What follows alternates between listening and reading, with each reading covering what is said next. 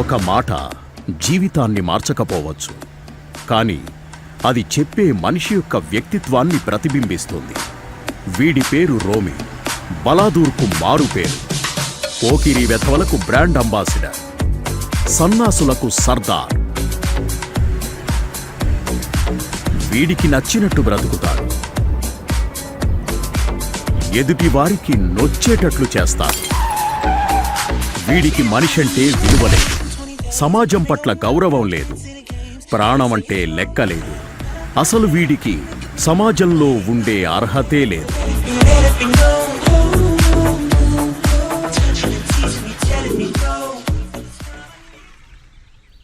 సర్వేంద్రియానాం నయనం ప్రధానం. కళ్ళు లేనివాడి జీవితం నరకప్రాయం. అలాంటి వారికి చేయూతనివ్వడం మానవ ధర్మం.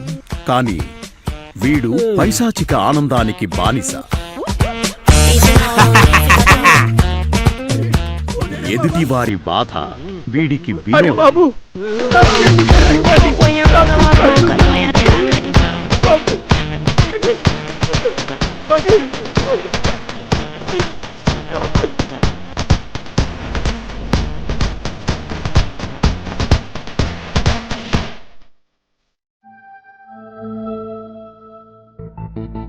పిల్లల లేత మనసు తల్లిదండ్రుల ప్రేమ కోరుకుంటుంది.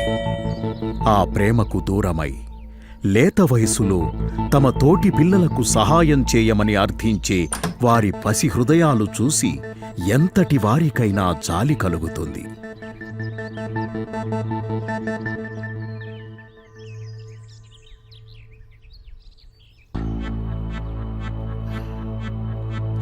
కాని వీడి రాతి హృదయానికి ప్రేమ, జాలి అనేవేవీ పట్టవు.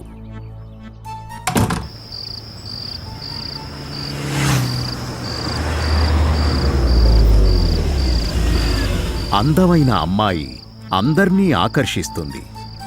ఆ అందం వెనుక ఆకలి బాధ ఎవ్వరికీ కనిపించదు. ఒక్క పూట తన కుటుంబం కడుపు నింపడానికి ఆ అందం ఒళ్ళమ్ముకుంటుంది.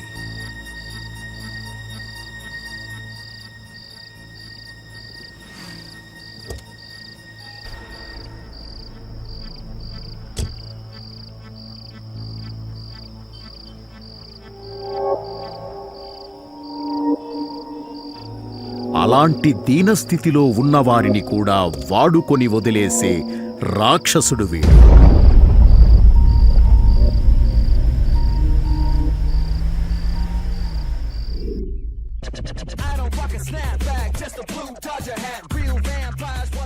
ఇరుగు పొరుగు వాళ్లతో సభ్యత, మూగజీవాల పట్ల జాలి ఇలాంటివేవి వీడి డిక్షనరీలో లేవు.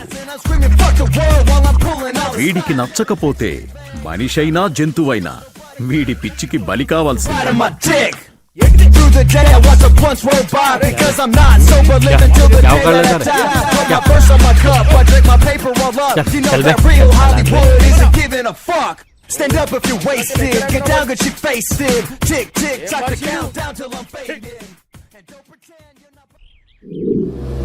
జీబ్రా క్రాసింగ్ పాదచారులు రోడ్డు దాటే ప్రదేశం.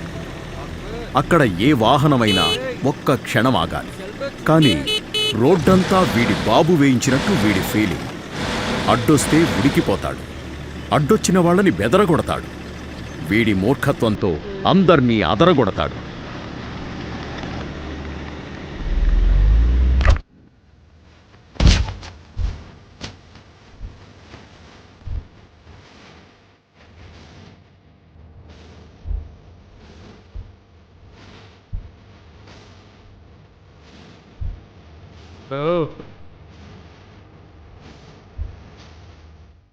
వీడికి ఆకలేస్తే గమ్మున కడుపు నింపుకుంటాడు.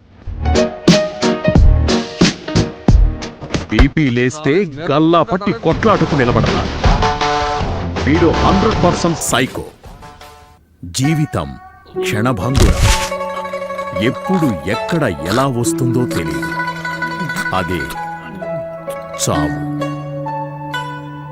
బ్రెయిన్ డెడ్తో వీడి ఆగడాలకు కాలం ముగిసింది. ఏ ఘడియలో వీడికి మంచి ఆలోచన వచ్చిందో తెలీదు. కాని వీడో ఆర్గాన్ డోనర్, అవయవదాత. బ్రతికున్నన్నాళ్ళు ఎవ్వరికీ మంచి చేయలేదు. అందరితో ఛీ అనిపించుకున్నాడు. మిత్రులు, శ్రేయోభిలాషులను సంపాదించలేకపోయాడు.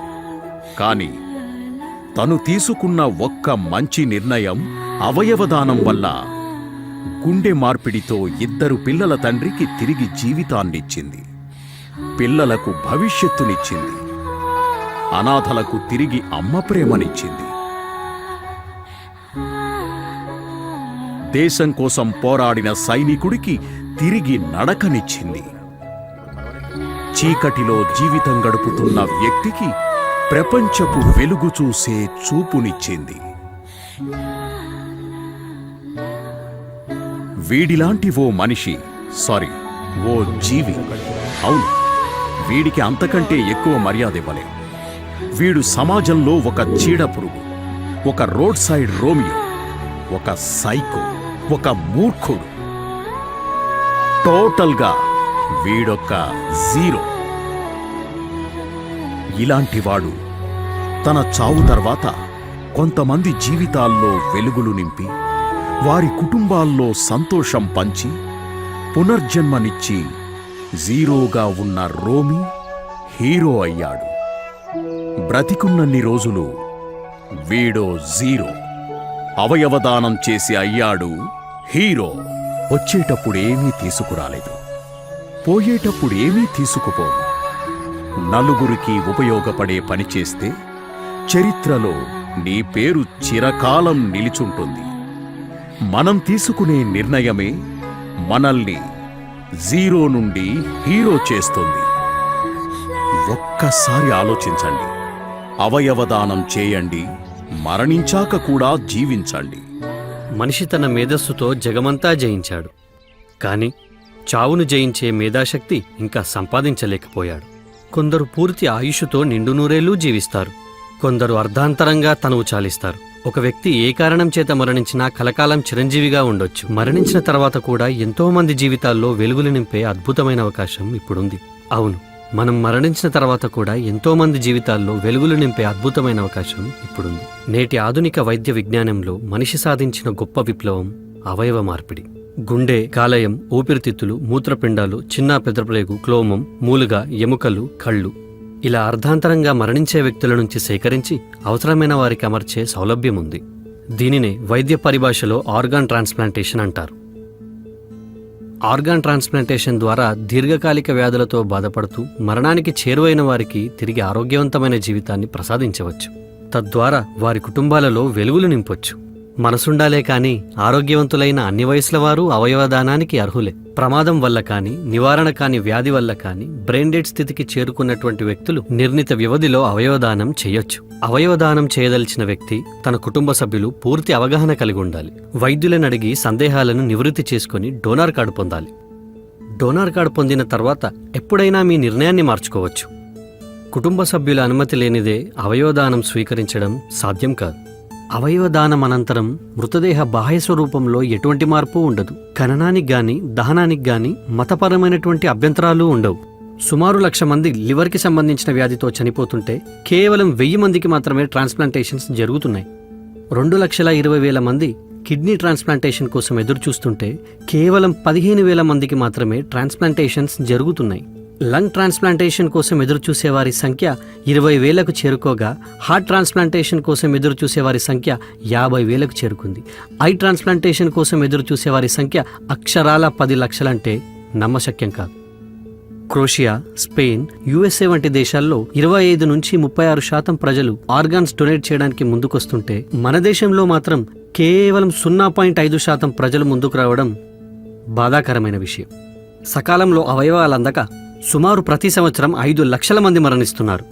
మన మరణాంతరం శరీరాన్ని పూడ్చడం లేదా కాల్చడం ద్వారా ఎవరికీ ఉపయోగం లేకుండా పోవడం కన్నా అవయవదానం చేసి వివిధ కారణాల వల్ల అవయవాలు పాడై మార్పిడి కోసం ఎదురుచూసే ఎంతో మందికి కొత్త జీవితాన్ని ప్రసాదించవచ్చు.